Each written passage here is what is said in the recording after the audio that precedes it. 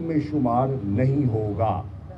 جب آپ 197 میں سے 25 لوٹوں کو منہا کرتے ہیں تو حمزہ کے رہ جاتے ہیں 172 ووٹ، یعنی کہ اس دن جس دن اعتماد کا ووٹ انہوں نے لینا تھا ان کے پاس قانوناً 186 ویلڈ ووٹس نہیں تھے، 172 تھے۔ اس کے بعد کیا ہوا؟ اس کے بعد 5 سیٹیں، 3 خواتین کی اور 2 اقلیتوں کی ہماری نوٹیفائی ہونی تھی، جو الیکشن کمیشن نے ان کے ساتھ ساز باز کر کے ان کا نوٹیفیکیشن روکا۔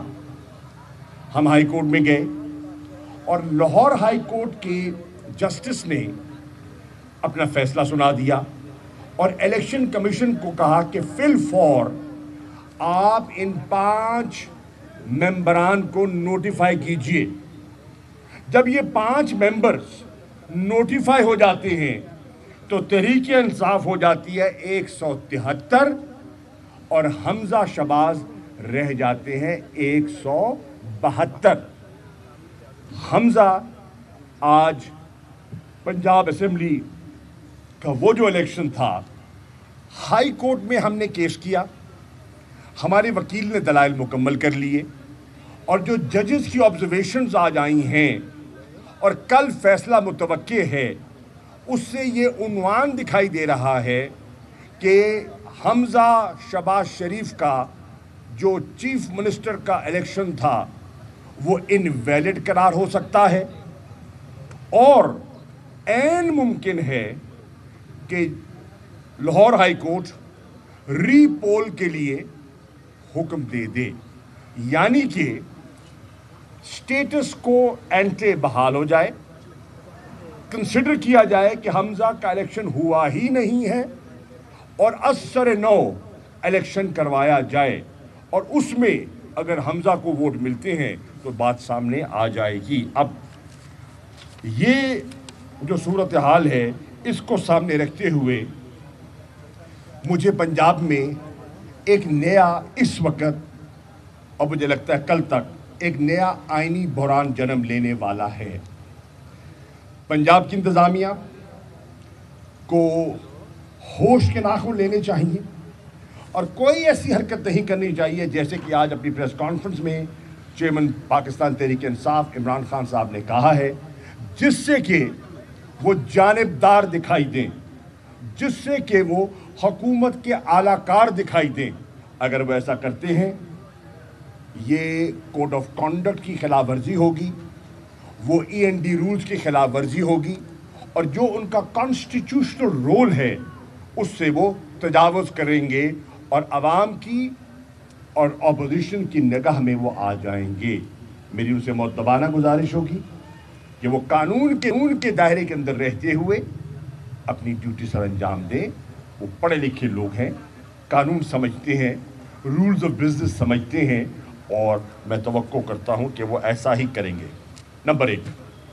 نمبر 2، جو اس وقت ایک ارینجمنٹ ہے، لوگ تو کہتے ہیں نا کہ انہولی الائنس ہے اور واقعی انہولی الائنس ہے 11 جماعتوں کا، وہ ایک ارینجمنٹ تھا انصاف کو رخصت کرنے کے لیے اور عمران خان کے خلاف سازش اور سازش کے ذریعے مداخلت کا بہانہ تھا، وہ ہو گئی۔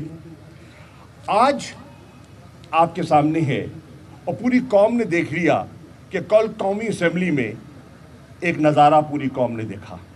وہ کیا تھا؟ واضح ہو گیا کہ اس وقت جو 11 جماعتی اتحاد ہے اس میں کریکس واضح ہو گئے۔ کس طرح؟ نمبر 1، اسد محمود صاحب ممبر قومی اسمبلی، مولانا فضل الرحمان کے صاحبزادے ہیں، JUI کے پارلیمانی لیڈر ہیں قومی اسمبلی میں، انہوں نے اپنا احتجاج ریکارڈ کرایا ہے شہباز شریف کو اور وہ کہتے ہیں کہ آپ نے ربا کا جو کیس تھا اس کے خلاف اپیل کر دی ہے اور آپ نے ہم سے مشورہ نہیں کیا۔ سود پر ہمارا ایک اسلامی نظریہ ہے، ہماری جماعت کا جمعیت علماء اسلام کا ایک اسلامی نقطہ نظر ہے، اور آپ نے اس کے برعکس جو قدم اٹھایا ہے ہمیں یہ قابل قبول نہیں ہے. یہ سیاست نہیں، ہمارے ایمان کا تقاضا ہے، اور اسے فی الفور واپس لیا جائے اور ہمیں جواب دیا جائے کہ ہمارے پوچھے بغیر، ہم کولیشن پارٹنرز ہیں، ہمارے مشورے کے بغیر یہ قدم کیوں اٹھایا گیا. نمبر 1. نمبر 2، جمعیت علماء اسلام کے صدر صوبہ سندھ کے جناب سومرو نے کل پریس کانفرنس کی ہے، اور اس پریس کانفرنس نے انہوں نے اپنی مرکزی قیادت یعنی کہ مولانا فضل الرحمان سے درخواست کی ہے، اپنی شورا سے درخواست کی ہے کہ جمعیت علماء اسلام کو فی الفور جو مرکز میں نون لیگ کے ساتھ اتحاد کیا ہوا ہے اس پر نظر ثانی کی جائے. کیوں؟ اس لیے کہ ایک طرف ہم اتحادی ہیں اور دوسری طرف سندھ میں بلدیاتی انتخابات میں پیپلز پارٹی نے ہمارے ساتھ زیادتی کی ہے، ظلم کیا ہے، ہمارے کارکنان پر تشدد کیا ہے، ہمارے لوگوں کو زخمی کیا ہے، اور ہمارے انتخابی نتائج تبدیل کیے ہیں. دھونس اور دھاندلی کے ذریعے نتائج تبدیل کیے ہیں، اور JUIF سندھ بالکل ان انتخابات کو، بلدیاتی انتخابات کو جو الیکشن کمیشن آف پاکستان کی کارکردگی کی کلائی کھول رہے ہیں ان کو انہوں نے مسترد کر دیا ہے. یہ ایک بڑی جماعت ہے، اور اگر یہ اپنا سپورٹ وڈرا کرتی ہے تو شہباز شریف وزیر اعظم نہیں رہ سکتے. آگے چلیے. MQM پاکستان نے کل پریس کانفرنس کی ہے، اور ان کے کراچی کے سابقہ میئر وسیم اختر صاحب نے بات کی ہے، میں نے خود سنی ہے.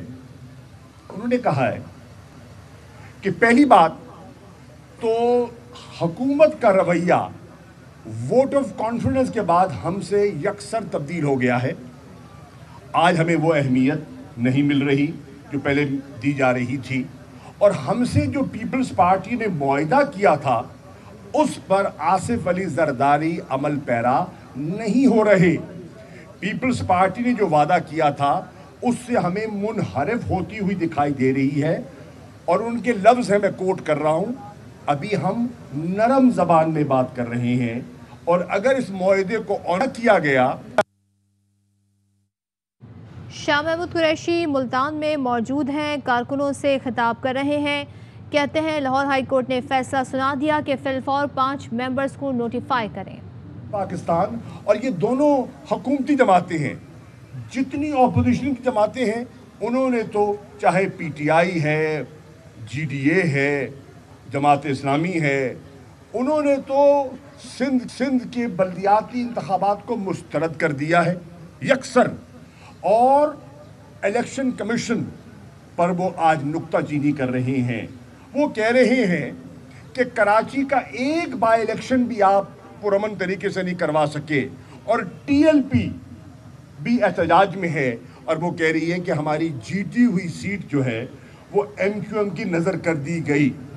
TLP احتجاج کر رہی ہے، MQM احتجاج کر رہی ہے، اور واضح کہہ رہی ہے کہ ہم اب آخری نشست کرنے جا رہے ہیں حکومت سے، اور اگر ہمارے تحفظات دور نہ کیے گئے اور اسی قسم کا الیکشن جو 14 اضلاع میں ہوا ہے، تھر پارکر میں جس طرح ہوا ہے، عمر کوٹ میں جس طرح ہوا ہے، دیگر اضلاع میں جس طرح ہوا ہے، اگر اس قسم کا الیکشن کروایا گیا کراچی کا اور حیدرآباد کا، تو ہم یہ الیکشن نہیں لڑیں گے، اور یہ الیکشن کی جو فضا ہے، انوائرمنٹ ہے، وہ درست نہیں ہے، اور ہم اس الیکشن کو مسترد کرتے ہیں.